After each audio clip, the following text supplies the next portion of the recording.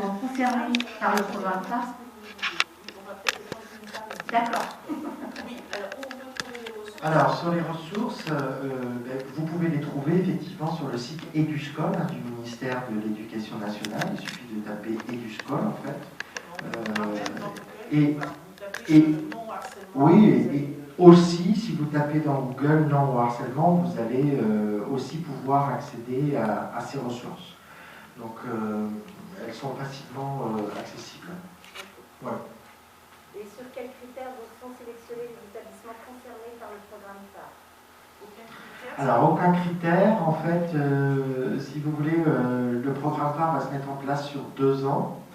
Il se trouve qu'on ne pouvait pas former la première année 100% de notre académie, donc nous avons fait appel finalement au volontariat des établissements pour que les premiers qui se sentaient prêts puissent rentrer dans ce programme, sachant, comme je l'ai dit tout à l'heure, que de toute façon, l'année prochaine, la deuxième vague rentrera dans le programme de manière obligatoire. Est-ce que vous savez si l'outre-mer va rentrer dans ce programme également? Oui, l'outre-mer est concerné effectivement par ce programme phare. J'avais il n'y a pas très longtemps ma collègue IAIP-REVS effectivement de La Réunion, et effectivement il rentre aussi dans ce programme. D'accord. Ah oui. Et est-ce qu'il y aura des référents FCPE, soit par académie ou par département? Alors qu'est-ce que vous entendez par référent FCPE du programme phare? Alors écoutez, alors, comme je l'ai dit tout à l'heure, hein, vous êtes intégrés, les parents, hein, voilà, c'est quelque chose vous faites partie de la communauté scolaire, on crée l'alliance éducative, et d'ailleurs, si nous sommes là aujourd'hui, c'est bien un signe, effectivement, que nous répondons à cette nécessité que vous, parents, vous puissiez faire partie, effectivement, dans cette communauté scolaire de la réalisation de ce programme phare. On a parlé tout à l'heure de l'obligation de la mise en place dans ce protocole d'ateliers à destination des parents. C'est bien la raison pour laquelle vous, parents, vous êtes effectivement une pierre extrêmement importante dans la construction de ce programme. Le recteur d'académie, effectivement, a donné son accord pour que nous intervenions aujourd'hui. C'est bien effectivement une manière finalement de vous renvoyer le fait que pour nous, dans la construction de l'alliance éducative, les parents sont, si ce n'est prioritaires, en tout cas pleinement acteurs de la mise en place de ce programme. D'accord. Et quel est l'impact du manque d'infirmiers scolaires sur la mise en œuvre du programme phare?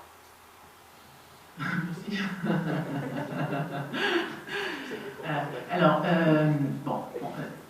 on regrette qu'il y ait effectivement il n'y a pas que les infirmiers scolaires, hein, il y a aussi les médecins scolaires et les assistants sociaux. On regrette vraiment que ces professions n'appellent pas plus c'est pas un manque de volonté de l'institution, hein, c'est un manque de personnes aussi, de ressources. Ça n'a pas forcément. Alors c'est vrai que l'infirmière ou l'infirmier est essentiel dans un établissement parce que c'est souvent un lieu d'écoute très important et c'est souvent un lieu aussi d'alerte et de vigilance pour l'établissement. Cependant, l'intérêt de ce programme, c'est qu'il s'adresse et que toute la communauté, comme l'a dit mon collègue, et que tous les professionnels de l'établissement vont, à plus ou moins longue échéance, être formés à ce programme. Donc le harcèlement, c'est pas que la question des infirmiers scolaires, c'est la question de tout le monde dans l'établissement. Donc ça, c'est important. Voilà, donc le fait qu'il y ait moins d'infirmiers ou qu'il n'y en ait pas sur certains établissements n'est pas en soi dommageable au programme.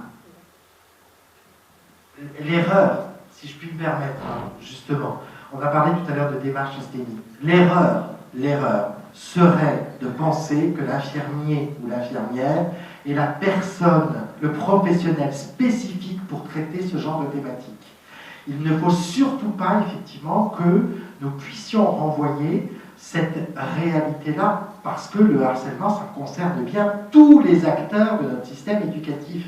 Et si nous focalisons effectivement sur le traitement des situations, sur les infirmiers ou les infirmières, il me semble que nous passons effectivement à côté de ce qui est attendu, en tout cas en termes de résultats de prise en charge de ces situations.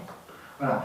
Alors après, la question effectivement, voilà, des ressources, on va dire, dans les établissements. Vous savez que les infirmiers et infirmières ne sont présents que 50% dans les collèges, puisqu'ils sont pour 50% affectés dans un collège, et 50% du temps, ils sont affectés sur les écoles de secteur de ce collège. Voilà. Donc, effectivement, 50% du temps, l'infirmier est présent au collège, et 50% du temps, il est présent dans les écoles du secteur. Néanmoins, il est quand même joignable, effectivement, sur des situations tendues, j'ai envie de le dire comme ça. Après, il y a des plus gros collèges où il y a 2 postes, et là, en général, la semaine est couverte en présentiel. Alors, il y a des questions dans la salle. Oui, bonjour encore. Merci pour votre présence et votre participation à cette journée thématique harcèlement. Donc moi je me représente, je suis Kamel Seidi, je suis administrateur national, je suis également parent de 3 enfants, qui lycéennes en terminale et 2 collégiens, voilà, 3e et 4e. Moi j'avais une petite question à vous poser par rapport au programme phare, et ça fera écho à la question précédente qui vous a été posée par rapport à la FCPE, mais on va aller peut-être un peu plus loin. Moi, premièrement, je voudrais savoir comment vous articulez le programme phare avec toutes les initiatives qui peuvent être prises au niveau des départements ou au niveau des municipalités. Parce qu'il y a pléthore d'initiatives. Moi-même, dans mon département, la Seine-et-Marne, il y a cette année une cause départementale qui est la lutte contre le harcèlement scolaire, et bien évidemment dans d'autres départements et régions. Parce que je m'interroge sur le fait qu'avec une multiplicité des programmes ou des actions, est-ce qu'on ne perd pas en efficacité? Et voilà, première question. La deuxième, par rapport à ce qui a été posé concernant les CPE, alors je pense, et moi-même, bon, bien entendu, on va quand même parler de nous aussi, c'est qu'on se rend compte parfois que parmi les interlocuteurs qui sont ou les associations partenaires, on a tendance, en tout cas les institutions, ont tendance peut-être à solliciter d'autres structures qui se sont créées, comme vous le savez, sur malheureusement des situations subies réelles. On pourrait reprendre le cas de l'association Hugo ou d'autres, les Papillons ou la main tendue. Mais on a souvent l'impression que nous, en tant qu'acteurs, parce que nous sommes acteurs, nous faisons partie de la communauté éducative, et quand je parle de les structures de parents d'élèves, eh bien, la question, je pense, c'est comment nous insérer. Vous avez parlé des parents d'élèves, nous sommes parents d'élèves, mais nous sommes également représentants, et nous sommes aussi personnes ressources au même titre que de nombreuses associations. Voilà, merci beaucoup.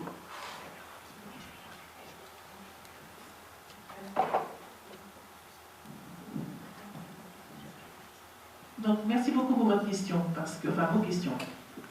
Donc, je vais répondre dans un premier temps sur, alors, dans votre département, mais dans notre académie également, nous avons pléthore effectivement d'acteurs, de collectivités, d'institutions, il y a même la CAF, voilà, qui s'investissent dans ce travail autour du harcèlement. L'intérêt du programme phare, c'est vraiment justement d'égaliser, je vais dire en quelque sorte, les choses. C'est-à-dire que là, clairement, avec ce programme, on met en œuvre une politique publique de lutte contre le harcèlement de façon égale et on s'offre la possibilité de la mettre de façon égale dans tous les établissements. On n'est plus au bon vouloir d'un chef d'établissement ou d'une équipe par rapport à un projet d'établissement. Là, c'est quelque chose qui va devenir systématique. Déjà, ça c'est l'objectif et la force du programme. Du coup, ça permet de pouvoir rendre davantage lisibles toutes les actions des partenaires de l'établissement qui satellisent autour. Et donc, tout ça sera inscrit dans un plan de prévention de l'établissement, qui n'est pas le protocole de prise en charge des situations de harcèlement, mais qui est un autre document qui permet, du coup, de tracer les ambitions de l'établissement, mais avec ses partenaires. Vous voyez ce que je veux dire? Donc de rendre les choses, d'avoir une carte beaucoup plus lisible de ce qui peut se faire avec les différents partenaires. Quand on s'inscrit dans le programme phare, on rentre en tant que chef d'établissement, dans le second degré ou dans le premier degré en tant qu'IEN, inspecteur de l'éducation nationale, on rentre dans une application qui permet de noter tout ce qui est fait et avec qui on travaille. Donc ça aussi, ça permet d'avoir une transparence et une visibilité. Donc pour répondre à votre inquiétude, et que j'entends, parce que c'est vrai que la multitude parfois de partenariats brouille un peu les cartes et rend difficile. Voilà, on ne sait plus trop vers qui aller, quoi, clairement. Et là, pour le coup, on va un petit peu plus centraliser les choses. Et moi, je pense que le premier interlocuteur en tant que parent d'élève, dans un premier temps, c'est l'établissement. Voilà. Après qu'on travaille avec des partenaires, je pense que c'est une très bonne chose. Je pense qu'il faut ouvrir l'école sur son territoire, c'est important. Voilà, ça c'est le premier point. Et donc votre deuxième question, elle était sur... Un petit peu les associations de parents d'élèves en tant qu'associations qui sont aussi oui. qui travaillent dans ce domaine-là, mais qui ne sont pas forcément toujours oui. associées en tant que... Voilà. Oui, alors les autres associations, il y a énormément d'associations qui travaillent sur la question du harcèlement et du cyberharcèlement. Tant mieux, on peut s'en réjouir. Voilà, on s'en réjouit.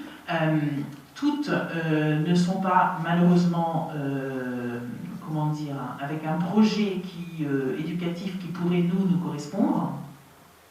Voilà. Dans la majorité des cas, ce sont des associations avec lesquelles on peut travailler.